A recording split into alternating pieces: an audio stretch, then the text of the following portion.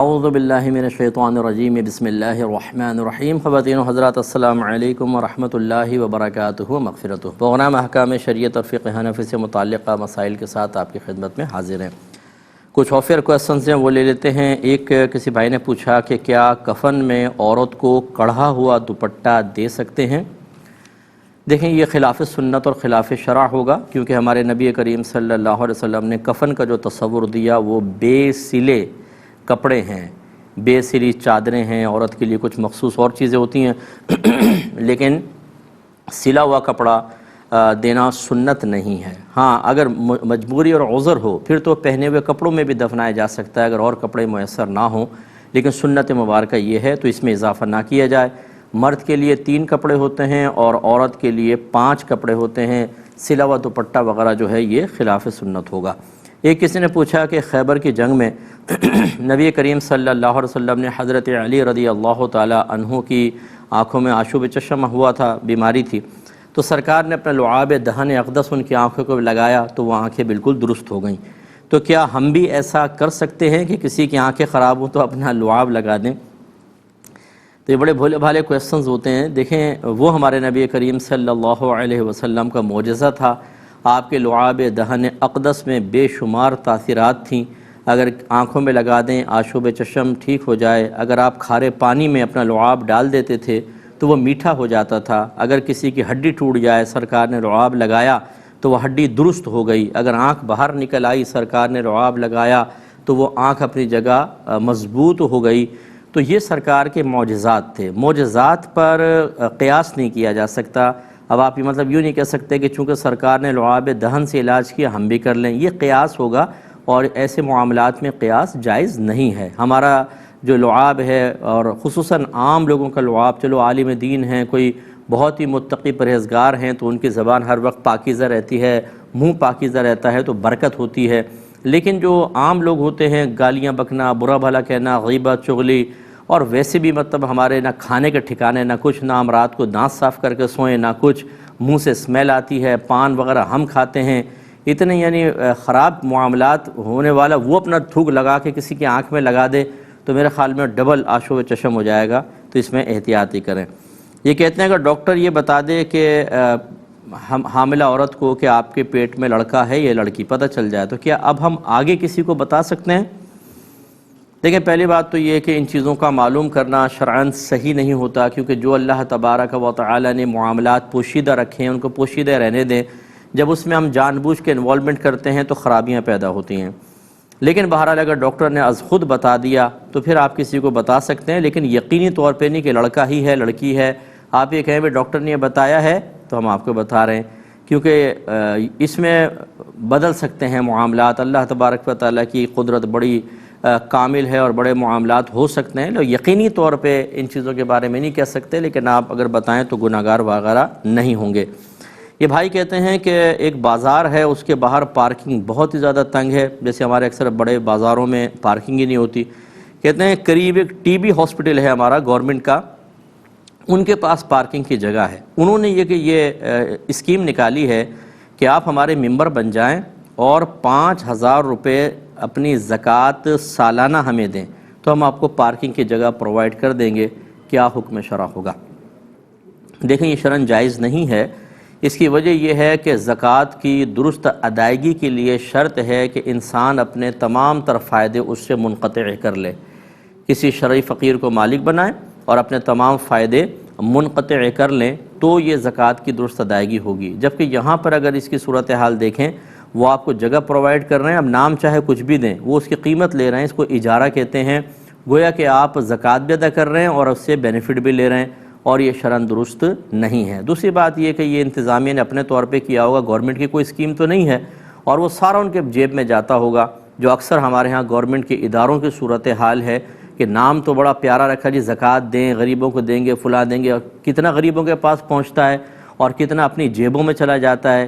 یہ آپ لوگ بھی سمجھتے ہیں کہ مطلب یہ باتیں ہمارے ہاں بڑی بڑی ہوتی ہیں، لیکن معاملات غلط قسم کے ہوتے ہیں۔ تو بہرحال وہ پارکنگ صرف ان کے لیے ہے جو ہاسپٹل میں آتے ہیں، اپنے مریضوں کو لے کر آتے ہیں یا خود آتے ہیں، وہ وہاں پارک کر سکتے ہیں۔ کوئی دوسرا پارک کرے گا تو بھی غلط ہے، اور اس طریقے سے کر کے اگر کریں گے تو زکوٰۃ وغیرہ ادا نہیں ہوگی، اور جو انتظامیہ اگر اس پیسے کو کھا رہی ہے تو وہ ناجائز کھا رہی ہے، اسے توبہ کرنی چاہیے۔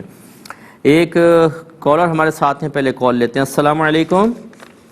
وعلیکم السلام جی میرے بہن، 2 سوال ہیں۔ جی نمبر 1 کہ آپ اگر باہر کے ملک میں رہتے ہو تو مارگیج پہ گھر لینا اسلامی طور پہ کیسا ہے؟ ٹھیک ہے، اور میرا دوسرا سوال یہ ہے کہ یہاں پہ جو اسلامک بینک جو ہیں وہ پیسے قرض دے رہے ہیں گھر بنانے کے لیے، جی تو اس سے کیا اس میں سود نہیں ہوتا؟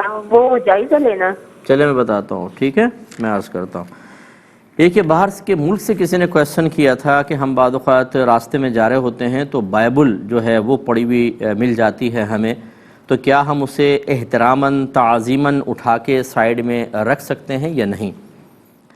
دیکھیں، پہلے ایک بات سمجھ لیجئے کہ آسمانی کتابیں جو بڑی ہیں 4 ہیں، قرآن، توریت، زبور، انجیل، اور پھر قرآن مجید نازل ہوا، انجیل کو ہی بائبل کہتے ہیں۔ تو یہ جو اللہ نے نازل فرمائی جس شکل میں، وہ بالکل حق ہیں اور اس پر ہمارا ایمان لانا لازم ہے۔ ایک بھی آسمانی کتاب کا انکار کریں گے تو کافر ہو جائیں گے۔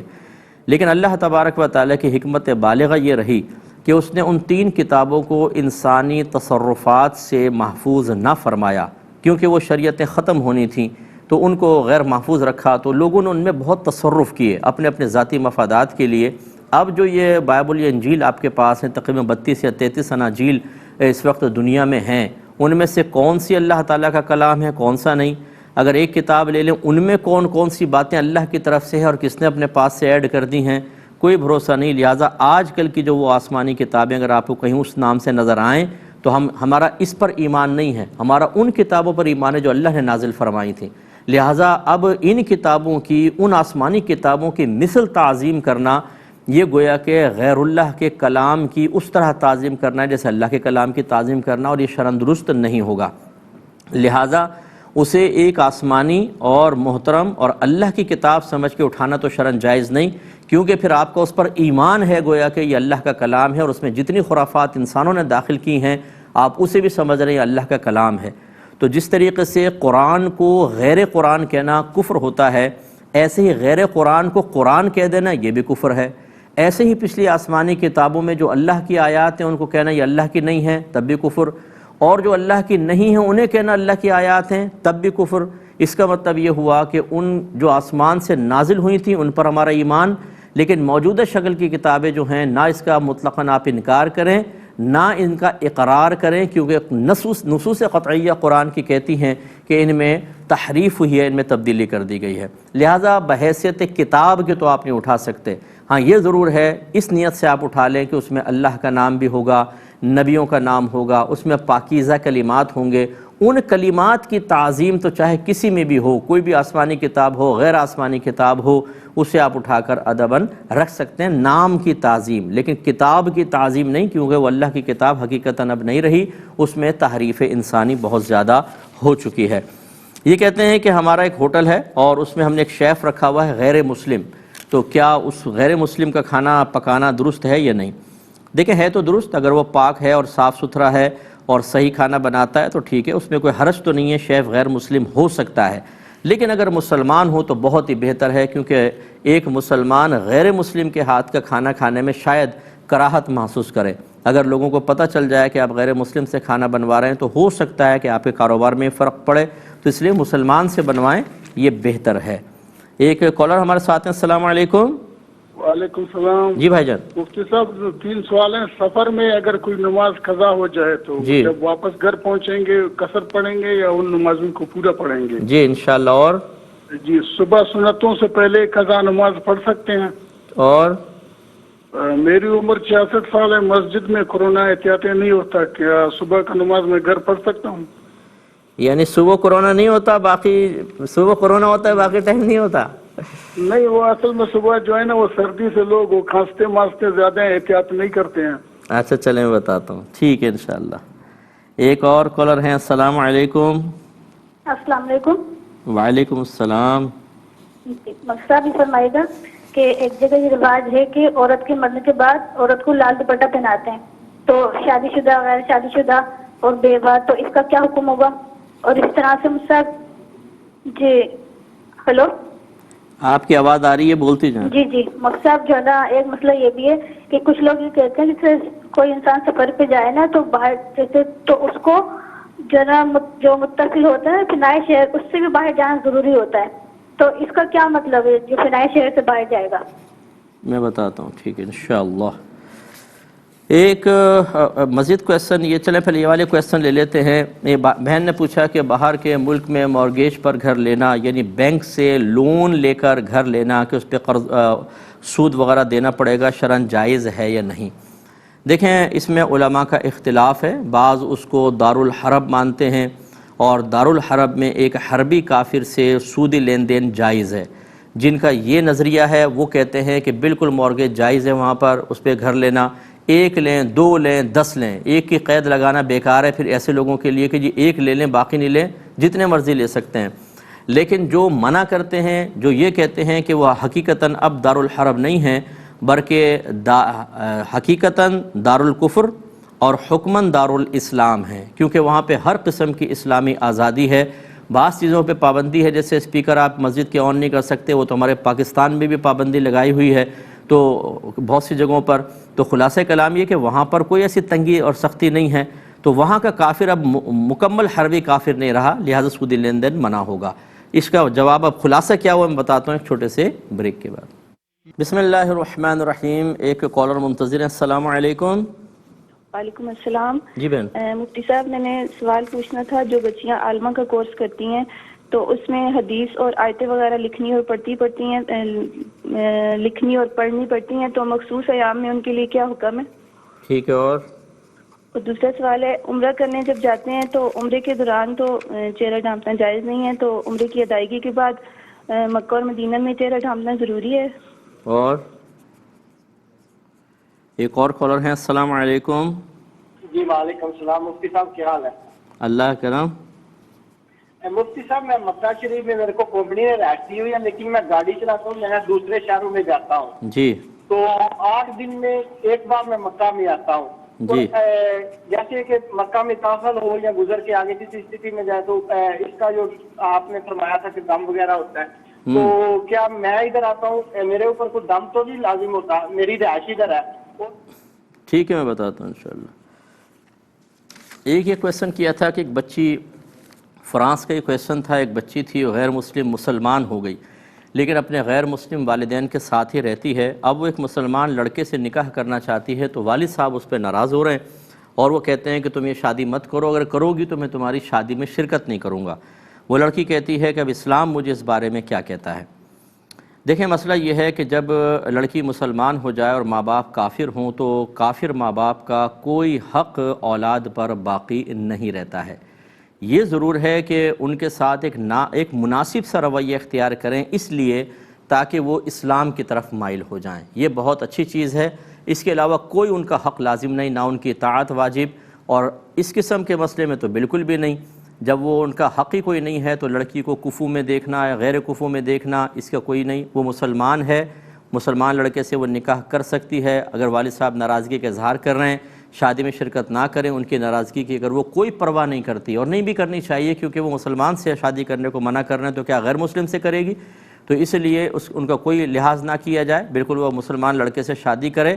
اور ہمارا مشورہ یہ ہوگا کہ اگر کوئی مسلمان ہو گیا ہے تو اس کو ہمت کر کے پھر علیحدہ رہائش رکھنی چاہیے, کیونکہ اگر وہ مسلمان ہو جانے کے باوجود اسی ماحول کفر میں رہے گا تو یہ ہو سکتا ہے کہ آہستہ آہستہ ذہن دوبارہ کفر کی طرف مائل ہو جائے, اس لیے اس میں خیال رکھیں. اچھا, یہ جو خاتون نے مورگیج کا کویسچن کیا تھا اس کا میں جواب آپ کو دے رہا تھا. اس میں دونوں میں نے صورتحال بتائیں. بعض علماء وہ اس کو دارالحرب مانتے ہوئے اور وہاں کے کافروں کو حربی تصور کرتے ہوئے اس کی اجازت دیتے ہیں, اور بعض علماء کہتے ہیں کہ وہ حقیقتاً اب دارالحرب نہیں ہے, وہاں کے کافر حقیقتاً حربی نہیں ہیں بلکہ وہ دارالکفر ہے اور حکماً دارالاسلام ہو چکا ہے, لہٰذا وہاں سودی لین دین منع ہوگا. اور ہم بھی اس دوسرے گروپ کو ہی تائید کرتے ہیں. تو جہاں علماء کا اختلاف ہو وہاں لوگوں کو دیکھنا چاہیے کہ پہلی بات تو یہ کہ آپ کسی ایک عالم, ایک مفتی صاحب کو فالو کریں. ایسا نہیں ہے کہ آپ نے جب اپنا مطلب حل کرنا ہو تو دوسرے مفتی صاحب اچھے لگیں, اور جب عام مسائل معلوم کرنے ہوں تو جی فلاں مفتی صاحب سے بہترین کوئی نہیں ہے. اس کا مطلب ہے پھر آپ شریعت پہ نہیں چلنا چاہتے بلکہ اپنے نفسانی خواہشات اور اپنے دنیاوی فوائد کو فوقیت دینا چاہتے ہیں, اور یہ غلط ہے. کسی ایک کو اپنا بڑا تصور کر لیں، کسی ایک کے علم پر آپ کو اعتماد ہو، ان کے نیک ہونے پر، تقوی پر، پرہیزگاری پر، پھر ان سے آپ مسئلہ معلوم کریں۔ اگر وہ کہتے ہیں یس تو ٹھیک ہے یس، اگر وہ کسی مسئلے میں بولتے ہیں نو تو نو، آپ کو فائدہ ہو رہا ہے ٹھیک، اگر نقصان ہو رہا ہے تب بھی انہی کا قول قبول کریں۔ تو یہ پھر ایک امتحان بنے گا، اور یہی مزاج شرع ہے کہ احکام شرع میں فقہ حنفی کے نزدیک ابتلا کا مفہوم ہے۔ ابتلا مینز آزمائش۔ اللہ نے احکام رکھے اس لیے ہیں تاکہ ہم ایک آزمائش میں مبتلا ہوں، ایک امتحان۔ ایک چیز مجھے پسند نہیں آ رہی لیکن میرا اللہ کا حکم ہے، میں اپنے نفسانی خواہش قربان کر کے، اپنے دنیاوی فوائد قربان کر کے اپنے اللہ کو راضی کروں گا، یہ کامیابی ہے۔ اور اگر میں دنیاوی فائدے اور دیگر مصلحتوں کو فوقیت دے کر اللہ کے حکم کے پس پش پھینک دوں تو یہ ناکامی ہے۔ تو جب یہ امتحان ہے تو پھر امتحان تو بنے گا ہی اس وقت جب آپ کسی ایک کو فالو کریں گے۔ اگر ایک وقت میں آپ نے آسانی کے لیے اس کو فالو کر لیا، دوسرے میں اس کو، تیسرے میں اس کو، تو بتائیں آپ کا امتحان کس چیز کا رہا؟ لہٰذا جو ایسے علماء کو فالو کرتے ہیں جو وہاں پر مورگیج پر گھر لینے کو جائز کہتے ہیں تو آپ کے لیے بالکل جائز ہے، آپ کر سکتے ہیں۔ اگر آپ ان کو فالو کرتے ہیں جو منع کر رہے ہیں تو پھر آپ کو رکنا چاہیے، ایسا نہیں کرنا چاہیے، ہم اس کو منع ہی کرتے ہیں۔ ایک انہوں نے پوچھا کہ بعض اوقات اسلامک بینک بھی کچھ ایسے ہوتے ہیں جو گھروں کے آفر کرتے ہیں، ان سے لینا کیسا ہے؟ دیکھیں، ہر وہ اسلامک بینک جس میں کوئی مفتی صاحب بطور شرعی ایڈوائزر، شرعی رہنمائی فراہم کرنے والے موجود ہوں، جیسے کہ ہمارے یہاں اسلامک بینکنگ میں یہ ایک کنڈیشن ہے کہ کوئی نہ کوئی وہاں پر آپ کو شرعی ایڈوائزر رکھنا ہوتا ہے۔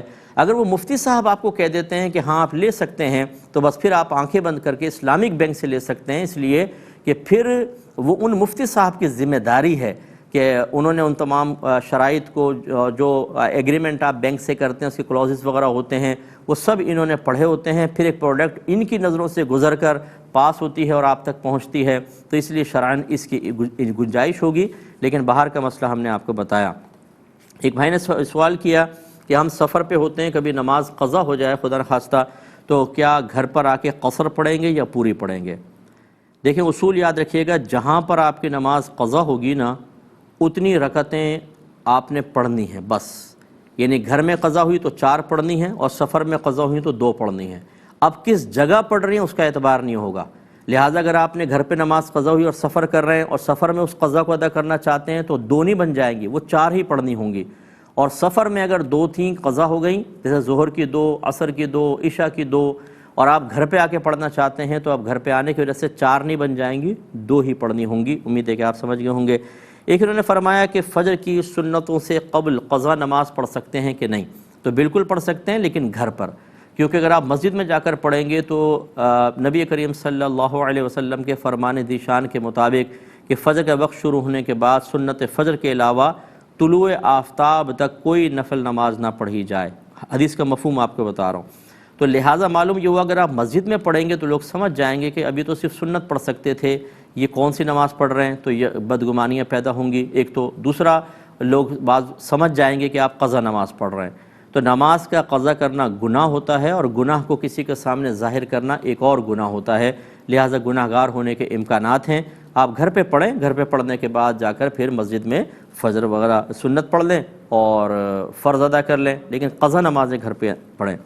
ایک انہوں نے کہا کہ ان کی عمر 66 ایئرز ہے، یہ کہتے ہیں کہ فجر میں کیا میں گھر پہ نماز پڑھ سکتا ہوں، کیونکہ مسجد میں بہت زیادہ لوگ کھانستے ہیں فجر کے ٹائم میں، تو کرونا وائرس وغیرہ کی وجہ سے پرابلم ہو سکتا ہے۔ تو دیکھیں، یہ خواہ کے وساوس ہیں، اللہ پہ اعتماد کر کے آپ جائیں، آپ ماسک پہنیں، احتیاط ضرور کریں۔ وساوس سے خواہ سے مراد میں نہیں کہہ رہا ہوں کہ احتیاط کا دامن چھوڑ دیں، لیکن اس طرح کے وساوس کا شکار ہونا بھی مناسب نہیں ہے، کیونکہ مطلب اتنی آپ باہر نکلتے ہوں گے، دن میں بھی آ رہے ہیں جا رہے ہیں، کبھی بس میں سفر کر رہے ہیں، کبھی بازار میں، کوئی یہاں کھانس رہا ہے کوئی وہاں کھانس رہا ہے۔ صرف کھانسنا یا چھینکنا کوئی مسجد تک محدود تو نہیں ہے، صرف فجر کی نماز تک تو محدود نہیں ہے۔ میں تو یہ اکثر دیکھ رہا ہوں کہ پہلی دفعہ جب کرونا کی لہر پاکستان میں آئی تھی بہت خوف تھا اور بہت زیادہ احتیاط تھی، اور دوسری جب لہر آئی تو کتنا ہی ہے کہتے رہے ختم، اور اب تو ماشاءاللہ ویسی ویکسین وغیرہ لگ رہی ہیں تو بہت زیادہ ابھی لوگوں تک نہیں پہنچی، عام لوگوں تک، لیکن وہ قدرتی طور پہ یوں سمجھ رہے ہیں شاید ویکسین شدہ ہو گئے ہم لوگ، تو اب تو اتنی گیدرنگ ہے کچھ انتہا نہیں، تو گھبرائے نہیں، آپ فجر کی نماز پڑھیں، جماعت سے نماز پڑھنا، وہ بھی فجر کی نماز بہت فضیلت کا باعث ہے۔ آپ ماسک لگا کر جائیں اور تھوڑا سائیڈ میں پڑھ لیا کریں تو انشاءاللہ کوئی مسئلہ نہیں ہوگا۔ یہ کہتے ہیں بچے نے پوچھا کہ عورت کے مرنے کے بعد بعض لوگ جو غیر شادی شدہ عورت ہوتی ہے اس کو لال دوپٹہ یا شادی شدہ ینگ اگر فوت ہو جائے تو شاید لال دوپٹہ دیتے ہیں، یہ صحیح ہے؟ یہ بالکل غلط ہیں، یہ عورتوں کی اپنی بنائی ہوئی خرافات ہیں۔ مجھے تو یہاں تک بتایا گیا کہ اگر کوئی کنواری لڑکی ہمارے خاندان میں فوت ہو جاتی ہے، یعنی کسی نے مجھے بتایا تھا، باقاعدہ اس کو دلہن بنا کر اس کو قبر میں رکھتے ہیں، یعنی میک اپ وغیرہ کرتے ہیں، بال بناتے ہیں، حالانکہ یہ سب گناہ ہے، سب گناہ ہے۔ تو یہ عورتوں کو اللہ تعالیٰ ان پر رحمت نازل فرمائے کہ دین بالکل نہیں سیکھیں گی، ان کو دین کی ABC بھی نہیں آتی ہوگی، اکثر کا یہ معاملہ ہے، ہر ایک کا نہیں ہے، ناراض مت ہوئیے گا، اور لیکن دینی معاملے میں بڑھ چڑھ کر بولیں گی اور اپنے لیے عذاب قبر مول لیتی ہیں، اللہ کی ناراضگی مول لیتی ہیں، ایسی بدعت سیئہ گھر میں رائج کرتی ہیں جو ان کے لیے گناہ جاریہ بن جاتی ہے اور کوئی پرواہ نہیں ہوتی۔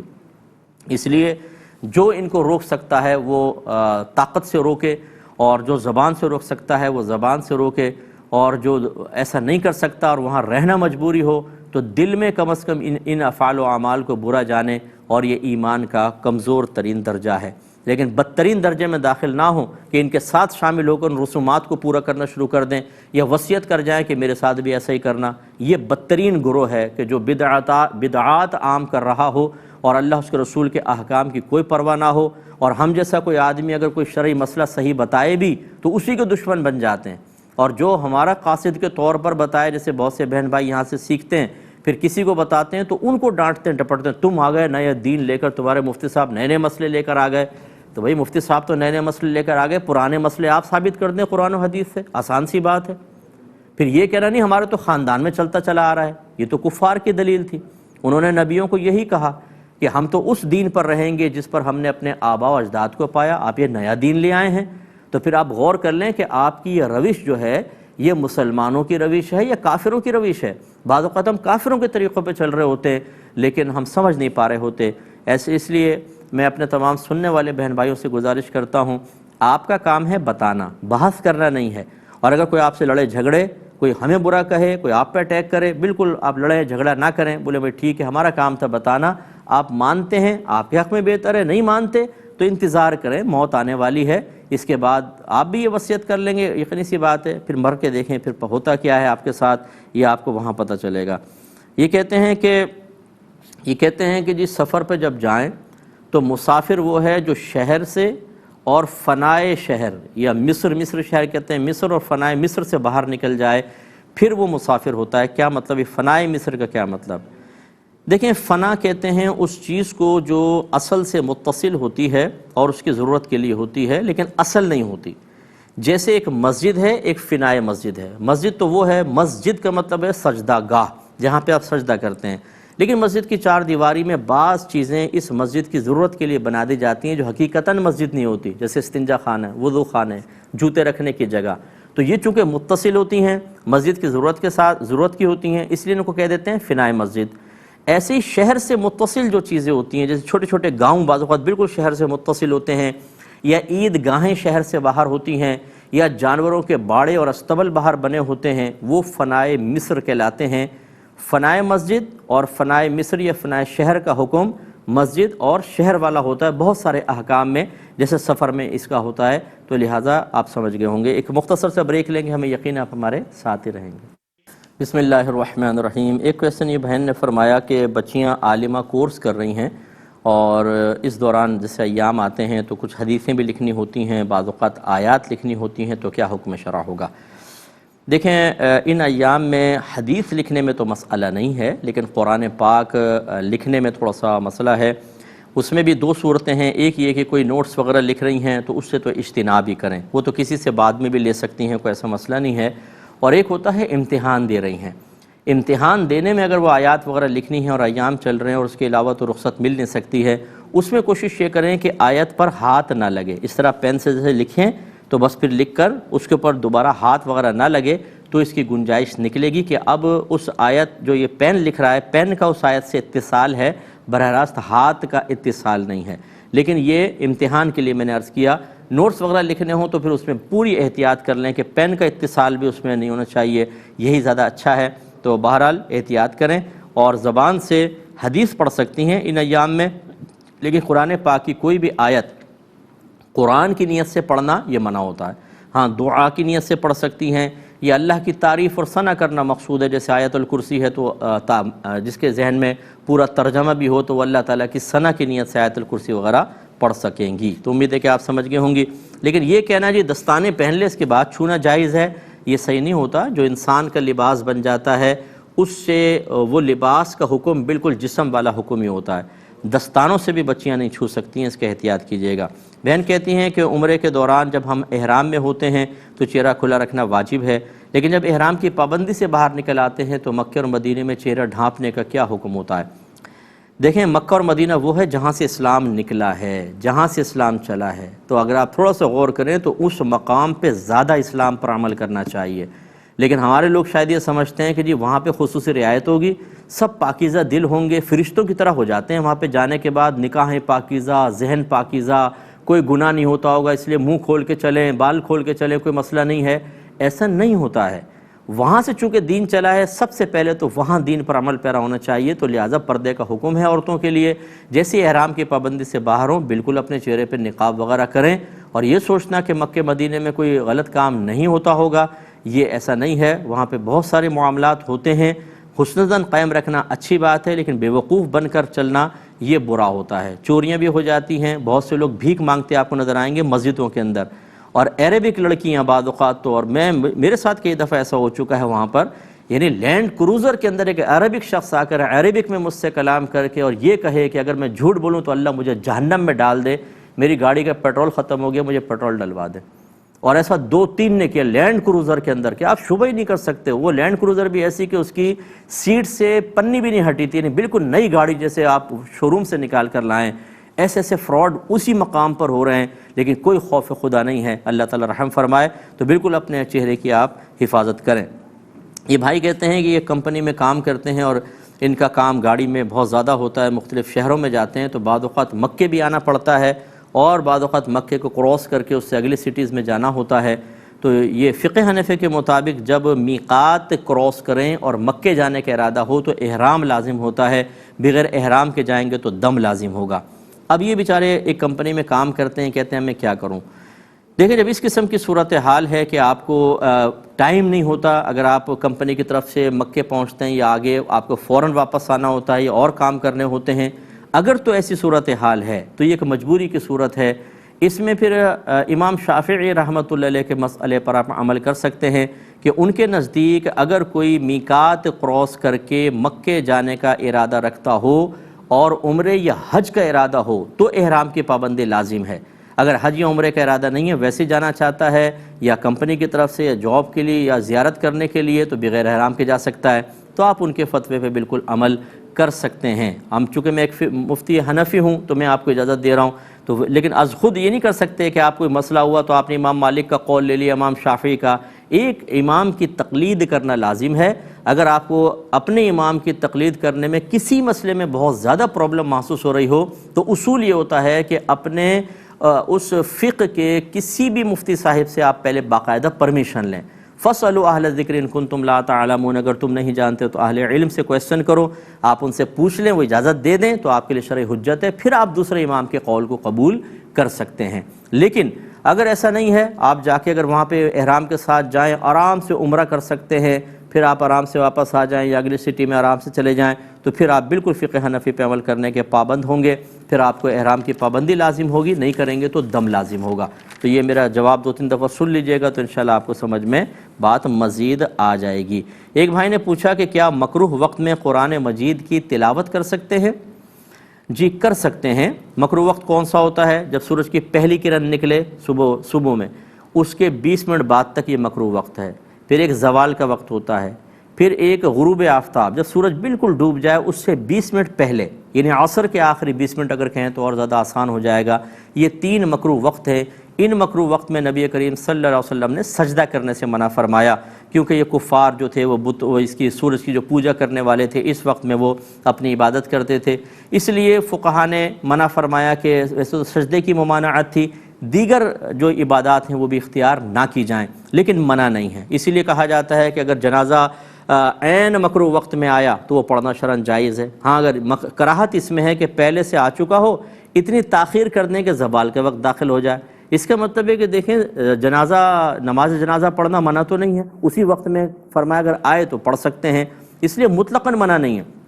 ہاں یہ ضرور ہے، علماء نے فرمایا کہ آیت سجدہ نہ پڑھیں، وہ بھی مطلب کوئی ایسا نہیں ہے کہ آیت سجدہ پڑھنا گناہ ہوگا، وجہ یہ ہے کہ آیت سجدہ پڑھیں تو مستحب ہے کہ فوری طور پر سجدہ کر لیں، مستحب افضل، ورنہ آپ تاخیر سے بھی کر سکتے ہیں، اور اس وقت چونکہ آپ سجدہ کر نہیں سکیں گے تو ترک مستحب لازم آئے گا، اس لیے فرمایا کہ مناسب نہیں ہے آیت سجدہ کی تلاوت خاص طور پہ کرنا، ورنہ آپ آیت سجدہ پڑھ سکتے ہیں، بہرحال صرف مستحب ترک ہوگا، یا اس کے علاوہ جو قرآن پاک جو آیات سجود پر مشتمل نہ ہو پڑھ سکتے ہیں، اس میں کوئی حرج نہیں ہے۔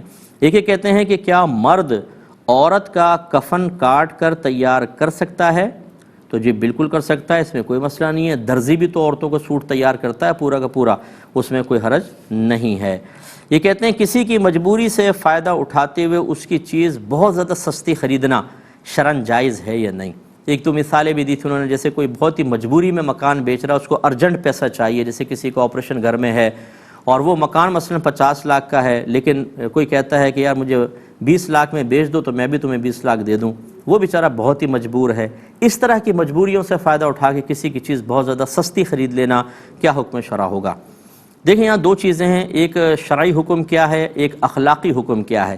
اخلاقی اعتبار سے تو یہ بالکل غلط چیز ہے کہ آپ کسی کی مجبوری سے ناجائز فائدہ اٹھا رہے ہیں، یہ غلط ہے، لیکن شرعی اعتبار سے جب آپ ایک مکان کی قیمت لگاتے ہیں، وہ کہتا ہے 50 لاکھ، آپ کہتے ہیں میں 20 لاکھ میں خریدنا چاہوں گا، آپ بیچنا چاہیں ٹھیک، ورنہ نہیں، تو یہ اگر آپ اس کی مجبوری سے فائدہ اٹھانے کا قصد و ارادہ کریں گے تو اخلاقاً برا ہے، لیکن شرعی اعتبار سے سودا بالکل جائز ہے۔ آپ ویسے بھی تو سودوں میں بارگیننگ کرتے ہی ہیں نا، بعض اوقات تو بہت زیادہ قیمت بتاتے ہیں، 1,000 روپے، 2,000، 3,000، بلکہ جو شادیوں کے سوٹ ہیں بعض اوقات 1.25 لاکھ بتاتے ہیں اور 40-45 ہزار میں وہ بیچ دیا جاتا ہے۔ یہ ہمارے گھروں کے واقعات ہیں، ہمیں پتہ ہے کہ کتنا ایسے معاملات ہوتے ہیں، تو اس لیے اگر کسی کی مجبوری سے فائدہ اٹھانے کا قصد و ارادہ بالکل بھی نہیں ہے، ویسی قیمت کم کر کے بتا رہے ہیں تو بالکل کر سکتے ہیں، شرعی لحاظ سے بہرحال یہ بالکل جائز ہے۔ ہاں اخلاقی اعتبار سے اگر آپ مجبوری کا فائدہ اٹھاتے ہوئے کر رہے ہیں تو مناسب نہیں ہے، ایسا نہ کیا جائے۔ یہ کہتی ہیں کہ سنا ہے کہ انسان کی 2 روحیں ہوتی ہیں، ایک جسم میں ہوتی ہے، ایک عالم ارواح میں، کیا یہ ٹھیک ہے؟ دیکھیں ظاہر شرع کے مطابق یہ ٹھیک نہیں ہے، روح ایک ہی ہوتی ہے، پہلے وہ عالم ارواح میں ہوتی ہے، جب اللہ تعالیٰ چاہتا ہے تو وہ انسانی جسم میں داخل ہو جاتی ہے، یعنی جب بچہ پیدا ہوتا ہے تو اللہ تعالیٰ حکم دیتا ہے، وہ روح جسم میں داخل ہو جاتی ہے، تو اس لیے 2 ارواح نہیں ہوتی ہیں۔ ایک یہ کہتے ہیں کہ کیا انسان کی روح کو پیدا کرتے وقت اللہ تعالیٰ اس سے پوچھتا ہے کہ تم انسان بننا چاہو گے یا کوئی اور مخلوق؟ تو ایسا کچھ بھی نہیں ہوتا، کسی نے اگر ایسا کہا ہے، کسی کتاب میں لکھا ہے تو بالکل غلط لکھا ہے، کہ اللہ تبارک و تعالی ہماری مرضی کا پابند نہیں ہے، یہ اس کے ازلی فیصلے ہیں، کس کو انسان بنا کر بھیجنا ہے، کس کو جانور بنانا ہے، کس کو فرشتہ بنانا ہے، کس کو جن بنانا ہے، کون پرندہ ہوگا، کون سمندری مخلوق ہوگا، یہ اللہ تعالیٰ خود فیصلہ فرماتا ہے۔ ایسی کوئی چیز قرآن و حدیث میں نہیں ہے کہ اللہ تعالیٰ پہلے پوچھے اور اس کے مطابق کسی کی تخلیق فرمائے۔ ایک یہ باہر سے کویسچن آیا تھا، یہ کہتے ہیں کہ ہمارے یہاں یہ UK سے کویسچن تھا، قبرستانوں میں اب جگہ نہیں ہے، انگلینڈ کی کونسل نے اجازت دی ہے کہ کافروں کے قبرستان میں مسلمانوں کو دفن کر دیا جائے۔ جب میں نے استفسار کیا تھا ان سے تو انہوں نے بتایا کہ ہوتا یہ ہے کہ ایک طرف کافر ہوتے ہیں، ایک طرف مسلمان، لیکن قبرستان ایک ہی ہوتا ہے، کیا حکم شرع ہوگا؟ دیکھیں مسئلہ یہ ہے کہ جب تک ایک کافر زندہ ہوتا ہے نا، اس کے مسلمان ہونے کے امکانات ہوتے ہیں، اس کا حکم ایک علیحدہ ہوتا ہے، اس پر اچھے کام کی وجہ سے اللہ تعالیٰ کی رحمت بھی نازل ہو سکتی ہے، یہ بھی رحمت نازل ہو سکتی ہے اس شکل میں کہ اللہ تعالیٰ اس کو مسلمان ہونے کی توفیق عطا فرمائے۔ اسی لیے زندہ کافر سے بقدر ضرورت آپ میل جول رکھ سکتے ہیں، اس میں کوئی مسئلہ نہیں ہے، لیکن جب کسی شخص کا حالت کفر میں انتقال ہو جاتا ہے تو قرآن کی نصوص قطعیہ کا فیصلہ ہے کہ اب وہ اللہ کی رحمت سے بالکل محروم کر دیا جاتا ہے، اور رحمت کا نزول اور لعنت کا نزول یہ ضد ہیں، سمجھ لیں، جب رحمت کا نزول ختم ہوتا ہے تو لعنت نازل ہونا شروع ہوتی ہے۔ تو اچھی طرح یاد رکھیں کہ اگر کوئی مطلب اللہ کا انکار کرتے ہوئے، قرآن کا انکار کرتے، ہمارے نبی کا انکار، اسلام کا انکار کرتے ہوئے انتقال کرے گا، وہ جہاں دفن ہوگا اس کا عذاب شروع ہو جائے گا، اور عذاب کے فرشتے آئیں گے اور اللہ کی لعنتیں وہاں نازل ہوں گی، وہاں ایک مسلمان کو دفن کرنا، یہ سمجھ لیں اپنے مردے کو ایک شدید ترین اذیت اور تکلیف میں مبتلا کرنا ہے، کیونکہ حدیث مبارکہ میں ہے نبی کریم صلی اللہ علیہ وسلم ارشاد فرماتے ہیں کہ مردے کو اپنے برے پڑوسی سے ایسی ہی اذیت ہوتی ہے جیسے زندہ انسان کو اپنے برے پڑوسی سے اذیت اور تکلیف ہوتی ہے، تو پھر وہ مسلمان بہت اذیت اور تکلیف میں ہوگا۔ بہرحال اگر مجبوری کی صورت ہے، جیسے آپ نے کہا کہ ادھر کافر ادھر مسلمان، بہتر ہے کہ ایک دیوار کھڑی کر دی جائے تاکہ سیپریشن ہو جائے، سیپریٹ ہو جائے۔ باقی نزول تو تب بھی ہو رہا ہوگا، لیکن چلے پھر بھی اطمینان قلب کے لیے معاملہ، ورنہ مسلمانوں کا قبرستان بالکل علیحدہ ہونا چاہیے۔ تمام مسلمانوں کو چاہیے کہ آپس میں پیسہ ملائیں اور ایک جگہ خرید لیں اور وہاں مسلمانوں کو دفن کریں، کوشش یہ کیجیے۔ ایک کویشچن کیا تھا کہ شوقیہ شکار کرنا کیسا ہے؟ دیکھیں، شوقیہ کر تو سکتے ہیں، یہ مباح ہے، نہ گناہ نہ ثواب، لیکن ہم اس کو کہتے ہیں شوقیہ شکار کرنے کا کوئی فائدہ نہیں۔ کسی کے باپ کو ماریں گے، کسی کے ماں کو ماریں گے، کسی کے چھوٹے چھوٹے بچے ہوتے ہیں، جانور کو آپ مار لیتے ہیں، اس کے بچے ہلاک ہونے کا اندیشہ ہے، تو شوقیہ نہ کریں، بہتر ہے۔ پھر بھی اگر کرتے ہیں تو وہ ایسا نہیں ہو کہ آپ چیز کو ضائع کر دیں، خود بھی کھائیں یا پھر کسی کو غریب کو شکار کر کے دے دیں تاکہ وہ ضائع نہ ہو۔ ایک مختصر اب ٹائم پورا ہو چکا ہے ہمارے پروگرام کا، انشاءاللہ نیکسٹ فرائیڈے اور سیٹرڈے آپ سے ملاقات کا شرف حاصل ہوگا۔ اس وقت کے لیے اپنے میزبان کو، ہماری QTV کی پوری ٹیم کو اجازت مرحمت فرمائیں۔ آپ ہمارے لیے دعا کیجئے، ہم آپ کے لیے دعا گو ہیں کہ اللہ تعالیٰ آپ کو خوش و خرم رکھے، صدموں سے محفوظ فرمائے، آمین۔ وآخر دعوانا ان الحمدللہ رب العالمین۔